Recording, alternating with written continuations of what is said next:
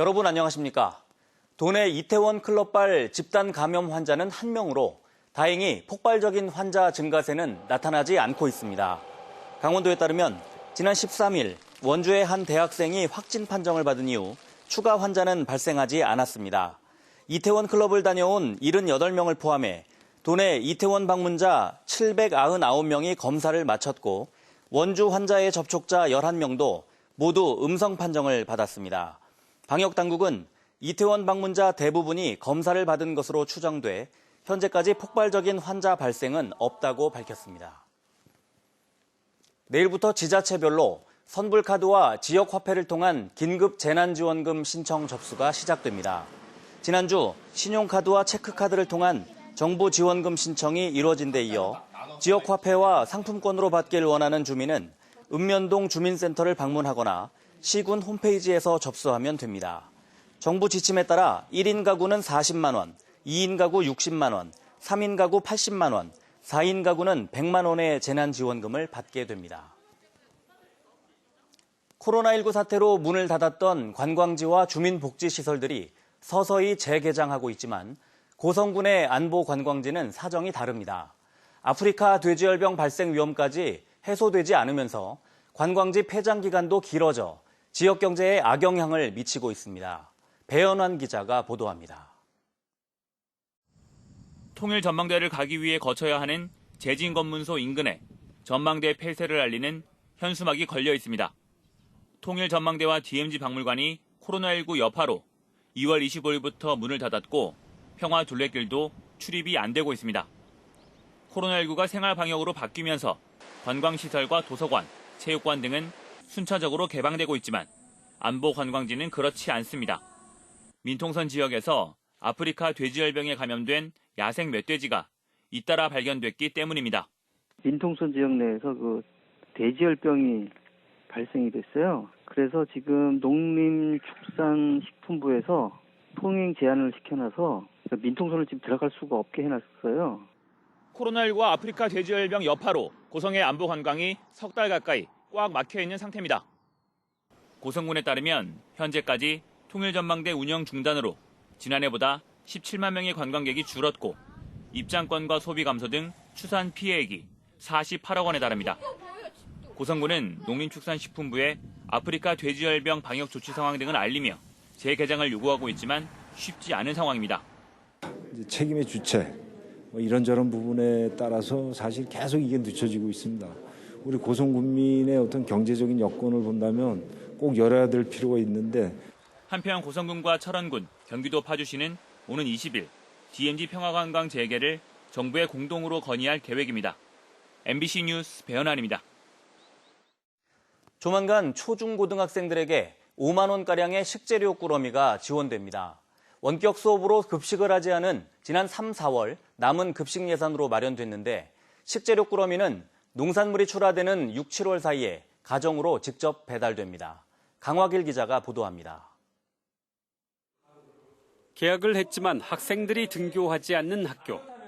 온라인으로 수업을 진행하면서 급식이 중단됐습니다. 결국 3월과 4월에 썼어야 할 2달치 식분비가 고스란히 남았습니다. 그 예산은 92억 원. 학교 급식 식품비를 분담해온 강원도교육청과 강원도 18개 시군은 이 돈으로 식재료 꾸러미를 만들어 학생들에게 지원하기로 했습니다. 학생 한 명당 5만 원 수준. 그럼 꾸러미는 어떻게 구성되고 언제쯤 받을 수 있을까요? 꾸러미에는 쌀과 채소 등 강원도산 농산물과 참기름과 고춧가루 같은 가공품이 담길 예정입니다. 식재료 꾸러미는 6월부터 학생 가정으로 직접 배달됩니다. 다만 몇 가지 풀어야 할 과제가 남아 있습니다.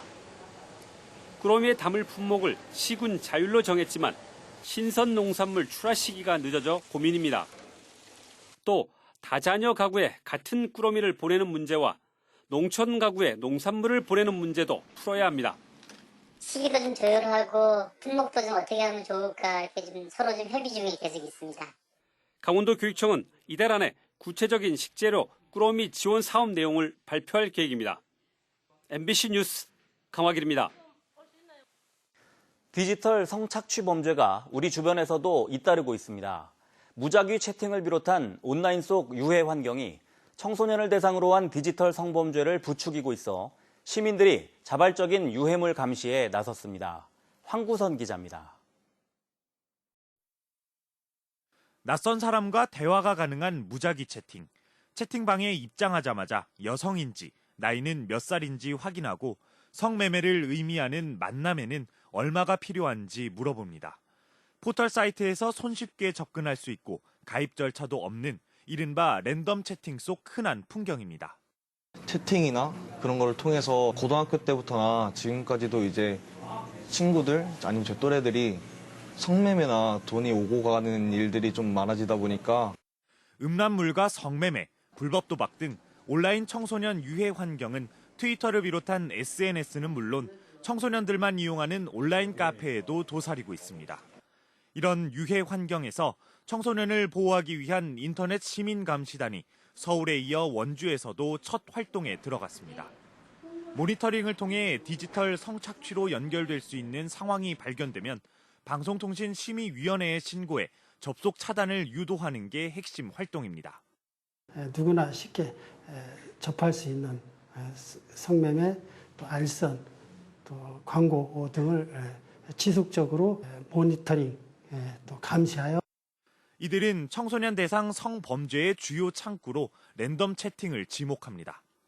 채팅에 들어온 청소년들에게 돈을 주거나 친밀감을 높여 신체 사진과 동영상을 받아낸 다음 이를 유포하겠다며 더 높은 수위의 영상을 요구하는 성착취 악순환의 시작점이 랜덤 채팅이라는 겁니다. 채팅과 같은 그러한 매체에서는 청소년들이 성매매와 같은 위험한 상황에서 빠져나오기 어렵습니다. 강원 인터넷 시민감시단은 모니터링 인원을 현재 20명에서 최대 400명까지 확대하겠다며 뜻있는 시민들의 참여를 기다리고 있습니다. MBC 뉴스 황구선입니다. 강원대가 내일부터 131개 교과목에 대해 대면 수업을 시작합니다. 강원대는 실험, 실습, 실기 등 대면 수업이 필요한 교과목 가운데 비상대책위원회의 심의를 거친 일부 교과목에 대해 내일부터 대면 수업을 시작합니다. 특히 수강생이 많은 교과목은 분반을 통해 강의실 거리 두기를 실천합니다. 강원대는 지난달 20일 올해 1학기 전체를 재택 수업으로 진행하기로 결정했습니다. 강원도가 전국 최초로 각 시군과 유관기관에서 운영하고 있는 CCTV 14,000여 대를 통합해 시범 운영합니다. 이로써 광역단위 영상정보가 연계돼 통합지원센터에서 실시간으로 CCTV를 확인하며 각종 사건, 사고에 대응할 수 있게 됐습니다. 영상통합지원에는 문제 차량 검색과 산불 대응이 포함되어 있으며 법무부의 전자발찌 위치 추적도 연계해 운영할 방침입니다. 의장직을 박탈당한 뒤 7개월째 군의회에 출석하지 않고 있는 윤길로 전 영월군 의장이 이달도 등원하지 않을 전망입니다. 윤 전 의장은 내일부터 닷새 동안 진행되는 제266회 영월군의회 임시회에 앞서 휴가를 의미하는 청가를 영월군의회에 제출했습니다. 윤 전 의장은 건강상의 문제와 함께 내일로 예정된 불신임 의결 취소 행정소송 항소심 변론 참석을 이유로 들었다고 알려졌습니다.